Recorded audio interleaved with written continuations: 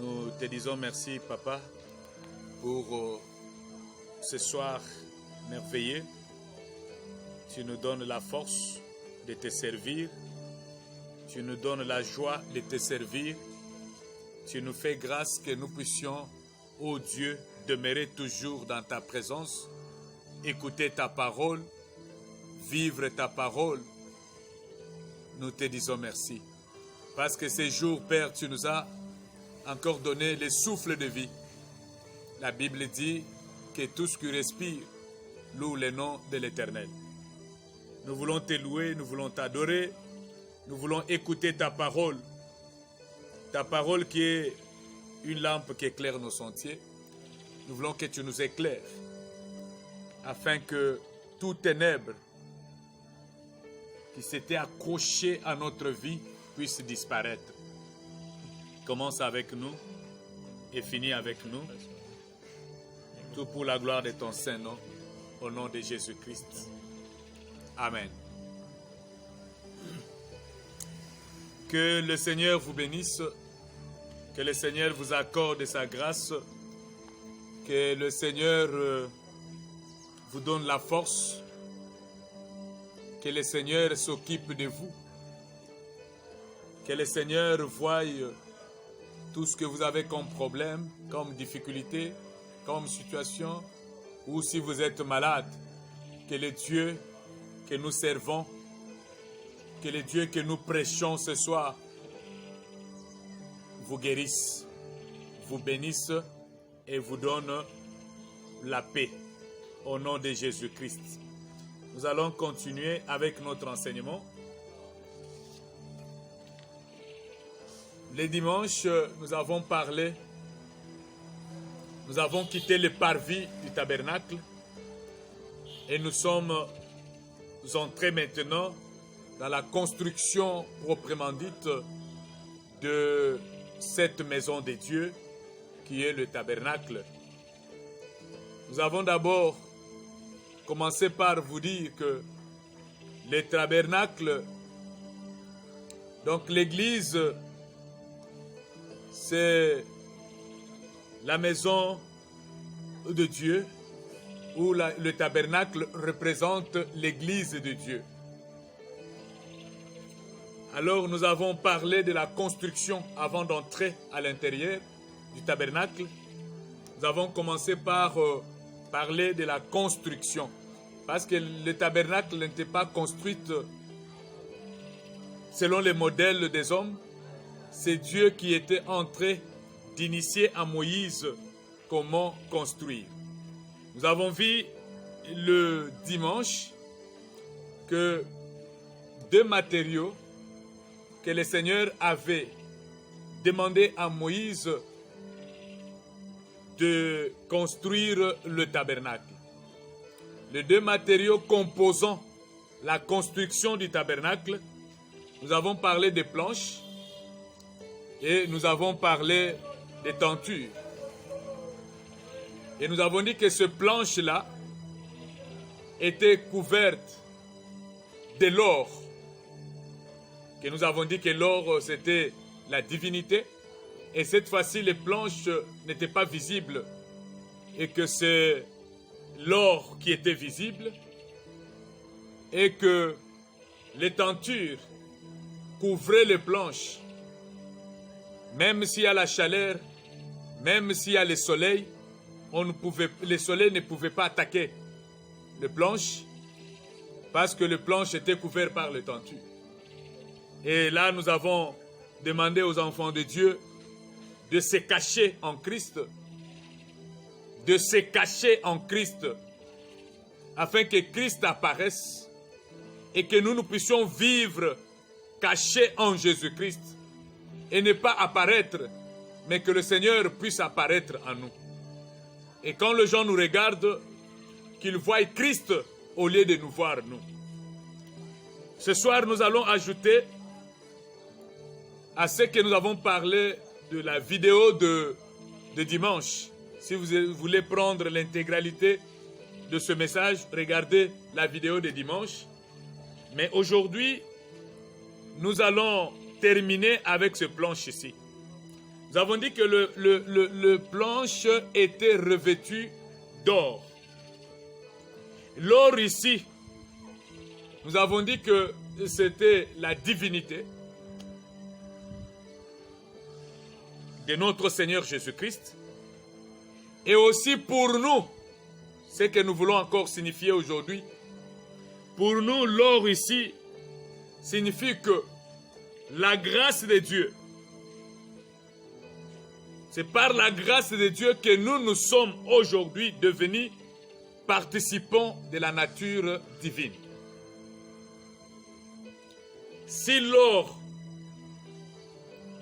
on a couvert la planche avec l'or, pour dire que c'est par la grâce de Dieu que nous sommes devenus participants de la nature divine. Alors en ce moment-là, le chrétien, qui est cette planche ici, il prend la nature divine, il quitte cette nature humaine et il prend la nature divine.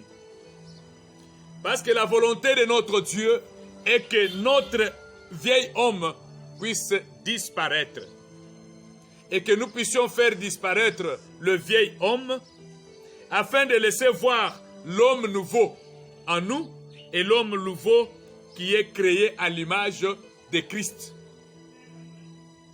C'est ça le souci de notre Seigneur. Parce que la nature humaine ne nous amène nulle part. Mais lorsque nous prenons la nature de Dieu, alors nous devenons totalement les enfants de Dieu. Nous ne pouvons pas faire autre chose que ce que le Seigneur nous a recommandé. Et que notre vieil homme, c'est pour cela que le planche n'était pas visible. Et tout enfant de Dieu qui sert Dieu, qui a accepté Jésus-Christ Seigneur et Sauveur, doit faire disparaître en lui le vieil homme.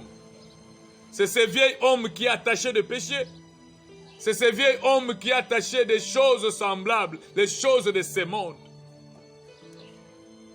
Afin d'être revêtu maintenant d'un homme nouveau, créé à l'image de notre Seigneur Jésus-Christ. Prenons un verset, nous sommes dans Romains chapitre 13, le verset 14. La Bible dit ceci: mais revêtez-vous du Seigneur Jésus-Christ et n'ayez pas soin de la chair pour en satisfaire les convoitises. Et lorsque nous croyons à notre Seigneur Jésus-Christ, notre démarche, c'est de nous revêtir de Jésus. C'est pourquoi je vous ai dit de vous cacher. Et que les gens qui vous regardent aujourd'hui, qu'ils ne vous voient pas. Qu'ils ne voient pas l'homme béninois, mais qu'ils voient un homme nouveau, créé à l'image de Dieu, à l'image de Christ. Pas l'homme pécheur. Pas l'homme qui tombe à tout moment. Pas l'homme qui s'attend à demander pardon à tout moment. Mais il sait qu'il est en train de faire le mal, mais il s'attend à demander toujours le pardon. Mais l'homme nouveau,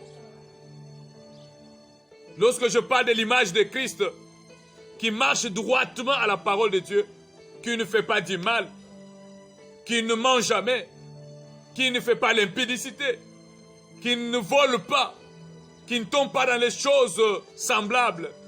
Un homme nouveau créé à l'image de notre Seigneur Jésus. Parce que lorsque nous regardons le Seigneur Jésus-Christ, il n'avait commis aucun péché. Même les jours où il pouvait monter à la croix, il était toujours innocent de tout ce qu'on avait dit sur lui. Un homme nouveau. Alors les planches, un autre aspect de ces planches ici, les planches n'étaient pas destinées à rester séparées. Les planches là étaient mises. Ce n'était pas destiné à rester séparées. Les planches étaient rapprochées les unes des autres. Il n'y avait pas trop d'espace. Elles n'étaient pas destinées à rester séparées, comme nous attendons aujourd'hui. Et les gens qui nous disent, non, moi j'aimerais prier à la télé, vous voyez les églises là, il y a trop de problèmes. Je ne peux pas aller à l'église, je peux écouter la prédication à la télé.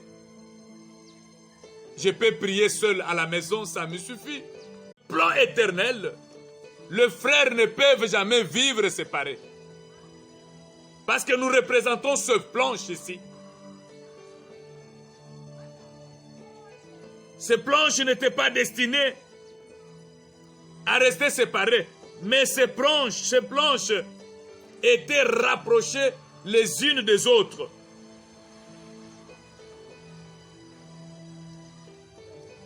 Deux, lorsque nous sommes ensemble, nous constituons une force.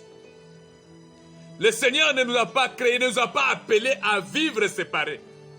C'est pourquoi nous sommes là ensemble, unis, les frères et sœurs, pour la gloire du Seigneur. Et quand nous sommes unis, nous avons des dons différents. À chacun de nous, un don pour l'utilité commune. Mais lorsque tu es séparé, tu n'as pas besoin du don qui est dans l'autre. C'est pourquoi les planches n'étaient pas mises là-bas à demeurer séparées, mais les planches étaient rapprochées les unes des autres. Une autre vérité encore, les planches devaient être étroitement ajustées pour cette construction du tabernacle. Ce n'étaient pas des choses mises pêle-mêle. Ajustées, lorsque je parlais de cloisons, et que les planches et les tentures créaient un cloison. Donc ils étaient attachés, ajustés avec ces cloisons-là. Parce que s'ils n'étaient pas ajustés, c'est comme ça que nous voyons aujourd'hui beaucoup de bavures. Ça veut dire quelqu'un qui est vraiment attaché au Seigneur pour le servir. C'est lorsque nous avons fait l'expérience du salut, nous ne sommes pas appelés à rester seuls. Après notre expérience du salut, nous sommes appelés à vivre ensemble. Avoir la joie de vivre ensemble. Vivre dans l'unité communautaire, dans l'unité de frères et sœurs. Nous ne sommes pas appelés à rester seuls, mais de nous unir à ceux qui ont été rachetés. Parce que lorsque tu viens au Seigneur aujourd'hui, il y a ceux qui étaient venus avant toi, qui ont eu l'expérience du salut, qui peuvent aussi t'apprendre autre chose du salut. C'est pourquoi les planches n'étaient pas appelées à vivre séparées. Tu fais l'expérience du salut aujourd'hui, comme nous aussi, on avait fait l'expérience du salut. Et si on était resté seul, on ne pouvait pas connaître d'autres choses du Seigneur et ce que le Seigneur veut de nous. Il y a des gens qui ont fait cette expérience avant nous, qui ont déjà acquis une expérience sur ce que nous voulons avoir aujourd'hui. Attachons-nous de ces gens-là. Ce sont ceux-là qui vont nous montrer le chemin à suivre. Ce sont ceux-là qui vont nous amener là où nous ne sommes pas encore arrivés, mais eux, ils sont déjà arrivés. Car ils ont déjà fait l'expérience avec le Seigneur. C'est comme ça que le Seigneur dit à Moïse, lorsque tu commences la construction du tabernacle, mets les planches de bois d'acacia recouvertes de l'or, et que ces planches ne soient pas séparées, que ces planches soient rapprochées les unes des autres. Ça veut dire qu'il y a des planches qui sont venues avant, il y a des planches qui viennent aujourd'hui, il y a des planches qui vont venir demain. Alors nous pouvons être rapprochés pour que ceux qui sont venus avant puissent nous montrer le chemin de Jésus-Christ. Il y a des gens aujourd'hui qui viennent à peine d'arriver à l'église, qui viennent à peine d'arriver au corps du Christ, mais ils connaissent déjà beaucoup de choses.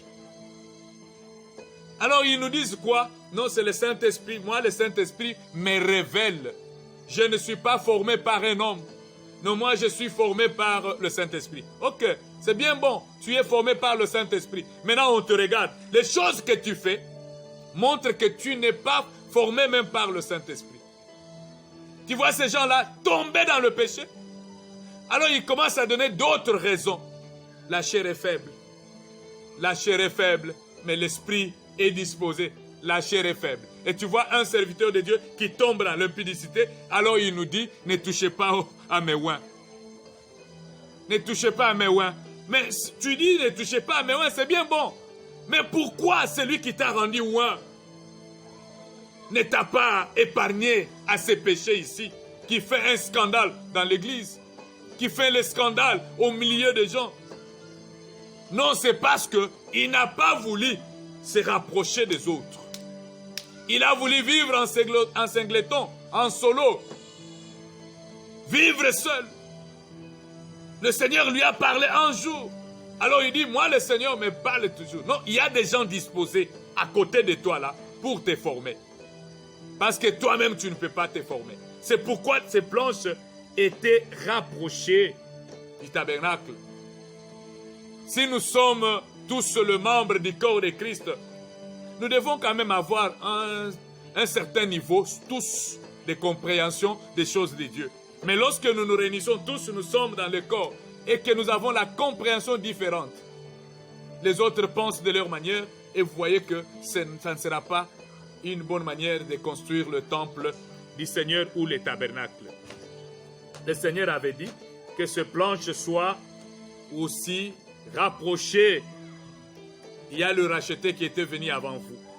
Nous allons lire un autre verset biblique, c'est 1 Pierre chapitre 2, le verset 4 à 5. Approchez-vous de lui, pierre vivante, rejetée par des hommes, mais choisie et précieuse devant Dieu. Le verset 5. Et vous-même, comme des pierres vivantes, édifiez-vous pour former une maison spirituelle, un saint sacerdoce, afin d'offrir des victimes spirituelles agréables à Dieu par Jésus-Christ. Le Seigneur nous dit de nous approcher de lui, de nous approcher de Jésus-Christ, nous qui sommes des pierres vivantes, les pierres qui ont été rejetées, mais que lui-même a choisi pour la construction de son tabernacle. Et maintenant, qu'est-ce que le Seigneur nous dit? Nous, en tant que les pierres vivantes, nous pouvons tous nous édifier pour former cette maison spirituelle. Nous pouvons nous édifier. Et comment nous pouvons nous édifier pour former cette maison spirituelle? Ça veut dire, il y a des pierres vivantes qui étaient venues à la fondation avant nous. Même à la construction de la maison, on ne peut pas amener toutes les pierres au même moment. Il y a une pierre qui commence, on met une pierre, on va ajouter l'autre, on va ajouter l'autre pour faire la fondation de la maison, même dans notre construction aujourd'hui. Et si nous pensons et nous savons qu'on ne peut pas prendre une quantité de pierres, si c'est 100 pierres, le mettre toutes dans la fondation au même moment, et qu'on doit mettre une après l'autre, c'est comme ça à la construction de la maison de Dieu que nous sommes. Nous pouvons accepter des pierres qui sont venues avant pour nous former, pour nous montrer les choses que nous cherchons aujourd'hui, et ils les ont déjà acquis. Ce que nous voulons avoir aujourd'hui, il y a des gens qui les ont déjà. Là où nous voulons arriver aujourd'hui, il y a les autres qui sont déjà arrivés. Mais lorsque nous venons, nous devons accepter la formation là, à être unis, afin de construire ce temple spirituel, le temple spirituel, ou construire le corps de Christ que nous tous nous appartenons. C'est comme ça que la Bible nous dit de nous unir. Nous ne pouvons pas nous séparer, de nous unir. La séparation est du diable. Mais le Seigneur veut que nous puissions être ensemble. Et dans l'ensemble là, reconnaissance aussi de ceux qui sont venus avant nous.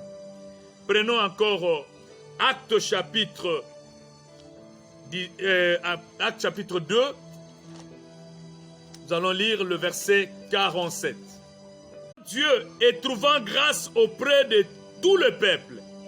Et le Seigneur ajoutait chaque jour à l'église ceux qui étaient sauvés. Vous voyez l'ordre d'arrivée. Louant Dieu et trouver grâce. Le Seigneur trouvait grâce au milieu de tout le peuple. Et lorsqu'il trouve grâce au milieu de tout le peuple, il ajoute chaque jour, il ajoute des âmes sauvées il ajoute au milieu du peuple de Dieu, il ajoute dans l'église où vous êtes là, il y a des gens qui viennent tous les jours, que le Seigneur envoie. Mais lorsque vous venez et que le Seigneur vous a envoyé, regardez aussi le pierre vivante que vous avez trouvé avant. Afin de vous unir et de comprendre aussi ce qu'ils sont en train de faire. Et de faire aussi ce qu'ils ont déjà fait. Et lorsque toi tu restes séparé, il n'y a rien que tu vas connaître dans la maison de Dieu. Tu ne vas rien connaître. Au-delà de cela, tu deviens seulement quelqu'un qui commence à haïr, parler de n'importe quoi. Pourquoi? Parce que tu ne trouves pas ton compte. Pour trouver ton compte, il faut t'attacher avec les autres. Et surtout, les gens qui sont venus avant toi, te montrer aussi le chemin à suivre pour la maison de Dieu. Voilà pourquoi les planches étaient attachées. Je vais finir par ce verset. Matthieu chapitre 18, le verset 19 à 20.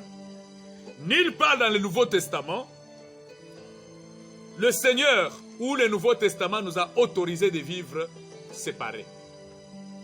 Nulle part dans le Nouveau Testament que le Seigneur Jésus nous a demandé de vivre séparés. Il nous demande toujours de vivre unis. Nous allons lire ces versets et nous arrivons à la fin. Je dis bien Matthieu chapitre 18, le verset 19 à 20.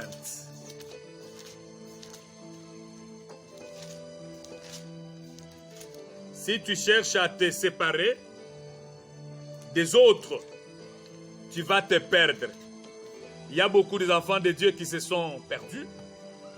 Ils sont dans la nature, ils sont à l'église parce qu'ils ont choisi un chemin. Vivre seul. Vous n'allez rien connaître et vous restez comme ça toute la vie et vous vous perdez.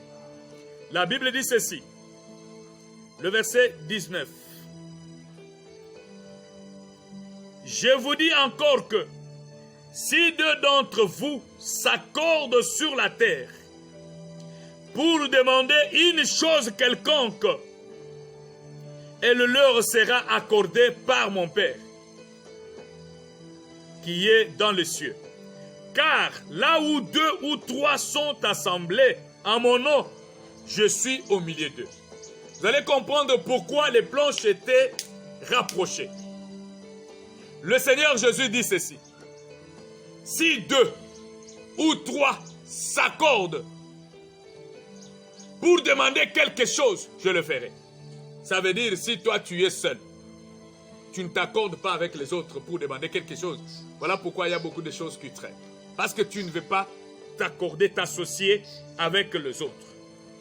Avec les autres. Il dit, si deux ou trois, si deux d'entre vous s'accordent sur la terre pour demander une chose quelconque, elle leur sera accordée. Si deux d'entre vous, il n'a pas dit si toi seul tu demandes, mais il dit si deux d'entre vous s'accordent. Comme nous sommes là, même dans notre pays, il y a des choses que nous voyons. Non, le Seigneur doit changer des choses dans ce pays. Oui, mais accordez-vous, deux, trois, demandez quelque chose à Dieu. Demandez cela à Dieu. Avec la foi, le Seigneur va le faire. Nous sommes là, oh, il y a le dirigeant de ce pays, voilà ce qu'ils font. Ok, mais accordez-vous, deux ou trois, mettez-vous ensemble, demandez à Dieu de délivrer ce pays. Le Seigneur va nous délivrer dans ce pays. Au lieu de se plaindre, accordons-nous. Deux, trois, demandons quelque chose à Dieu. Demandez à Dieu de nous délivrer, de délivrer notre pays. Cela nous sera donné. Car deux ou trois qui s'assemblent pour demander quelque chose à mon Père, je vais leur donner. C'est ça ce que le Seigneur a dit. Le Seigneur veut que nous puissions vivre dans l'unité. Même la prière de l'unité a une grande efficacité. Et parfois les dons que toi tu n'as pas, ces dons-là peuvent se retrouver chez l'autre. Nous avons besoin de réunir tous ces dons-là dans notre prière pour voir la main de Dieu et la gloire du Seigneur. Alors le Seigneur ne nous a jamais demandé de vivre séparés. Il y a des gens qui sont à l'église qui se disent « Moi, je ne peux pas entrer dans ces groupes-là. Moi, non, quand le culte se termine, je dois sortir. » Parce que rester là, dans des équipes-là, c'est de créer des problèmes. Tu es en train de te chasser toi-même dans la grâce que Dieu a donnée à la construction de son Église. Parce que nous sommes tous le membre du corps de Christ. Nous pouvons vivre dans l'unité pour voir la gloire de Dieu. Alors aujourd'hui, toi qui m'écoutes en ce moment, il faut changer ta façon de faire les choses afin que tu t'unisses avec les autres pour voir la gloire de Dieu au modèle que le Seigneur a donné. Que le Seigneur de gloire nous bénisse tous.